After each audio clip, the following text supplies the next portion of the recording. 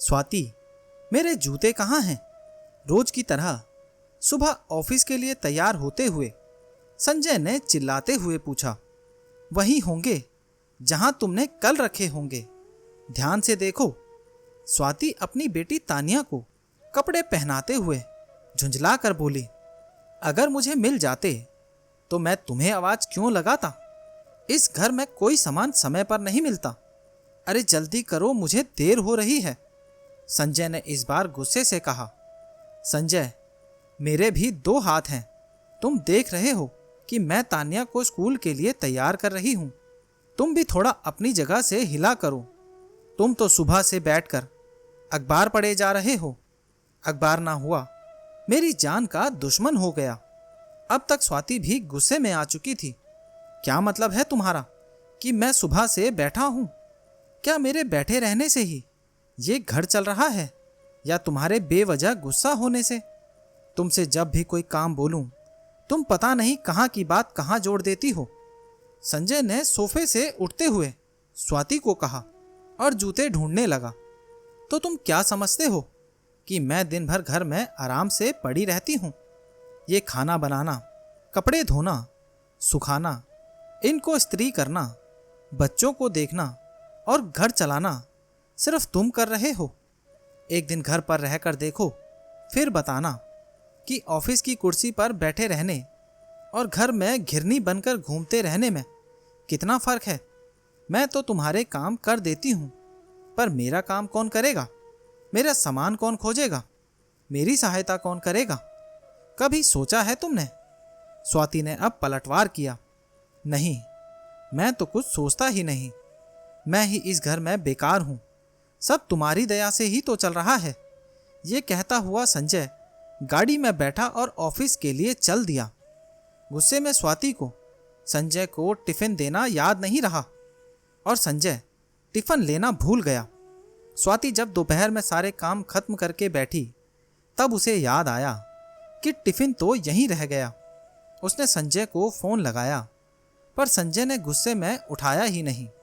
स्वाति को अब एहसास हुआ कि सुबह कुछ ज्यादा ही बहस हो गई थी।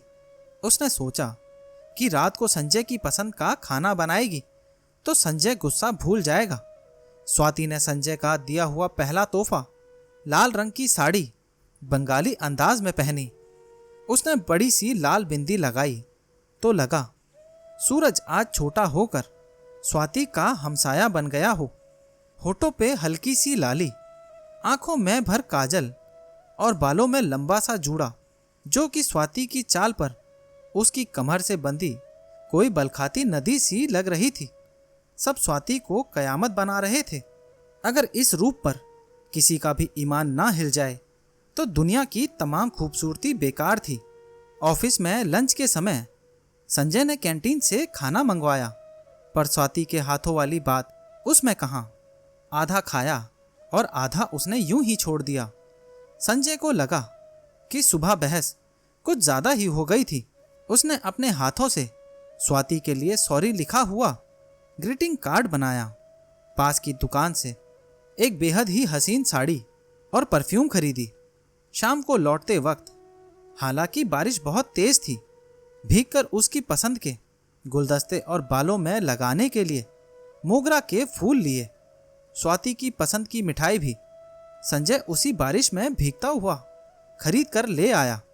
जब कार में बैठकर संजय ने अपनी पर्स में लगी स्वाति की तस्वीर को देखा तो उसे वो पल याद आया जब बारिश में उसकी पहली मुलाकात हुई थी। संजय अपनी कार में घर वापस जा रहा था और स्वाति भरी बारिश में बस का इंतजार कर रही थी।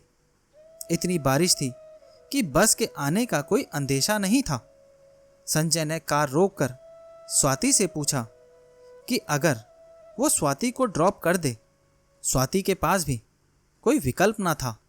अभी थोड़ी भी दूर गए नहीं होंगे कि पानी घुसने की वजह से गाड़ी बंद हो गई। आपको गाड़ी चलानी आती है? संजय ने स्वाति से पूछा। हाँ, पर क्यों? स्वाति ने पूछा।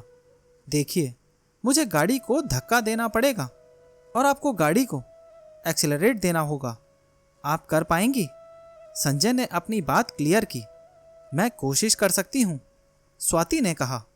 ठीक है, मैं बाहर निकल कर धक्का लगाता हूँ, आप स्टीयरिंग संभालो।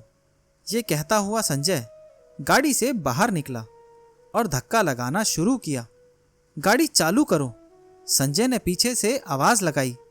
इतनी बारिश और ऊपर से इंजन की घरघर, मैं स्वाति को कुछ सुनाई ही नहीं दे रहा था।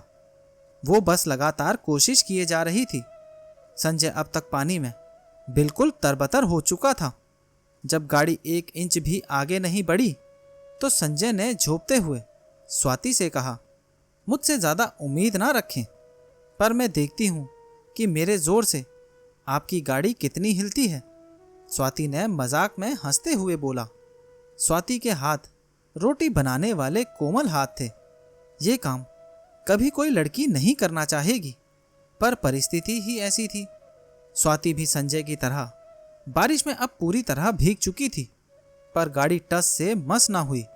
स्वाति जी, मुझे तो लगता है कि मेरी गाड़ी अब चलने के मूड में नहीं है। हम बारिश रुकने का इंतज़ार कर लें और बस स्टॉप पर चलकर बैठ जाएं।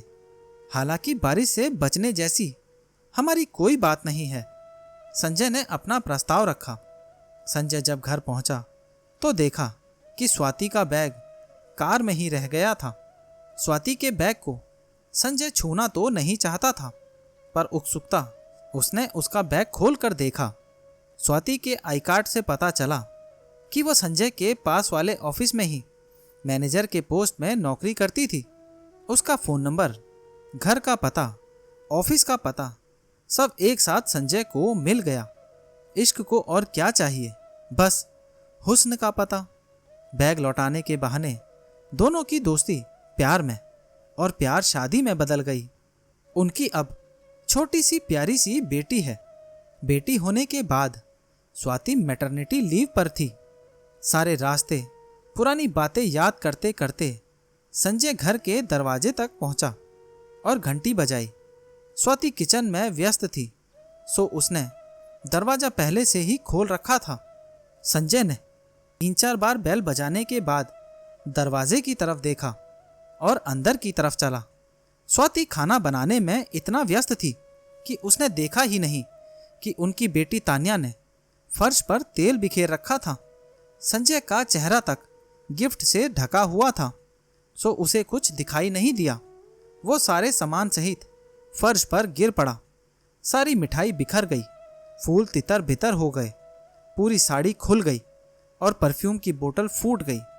स्वाति दौड़ती हुई धड़ाम की आवाज़ पर जैसे ही संजय तक पहुंची, वो भी गिर पड़ी।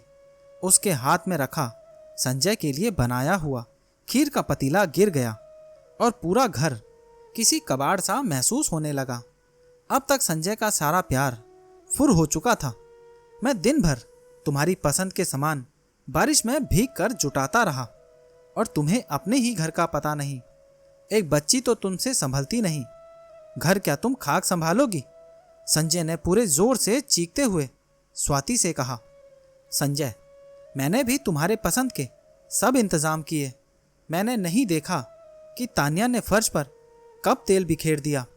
तुम गुस्सा मत हो, मैं अभी ठीक कर दूंगी, स्वाति ने संजय को समझाते हुए बोला। अब सारा खाना यहाँ कबाड़ में बैठकर तुम ही खाओ, मैं बाजार जाकर कुछ खा लूँगा। तुम्हारे लिए कुछ करना ही बेकार है। संजय स्वाति के मुंह पर दरवाज़ा बंद करते हुए घर से बाहर चला गया और घर के अंदर रह गई डरी सहमी छोटी सी एक बच्ची और अपने भाग्य को कोसती एक औरत। तो दोस्तों, ये कहानी आपको कैसी लगी और इस कहानी के बारे में आपकी क्या राय है, नीचे कमेंट बॉक्स में ज़रूर बताना। और अगर अभी तक आपने चैनल को सब्सक्राइब नहीं किया है तो सब्सक्राइब कर लेना।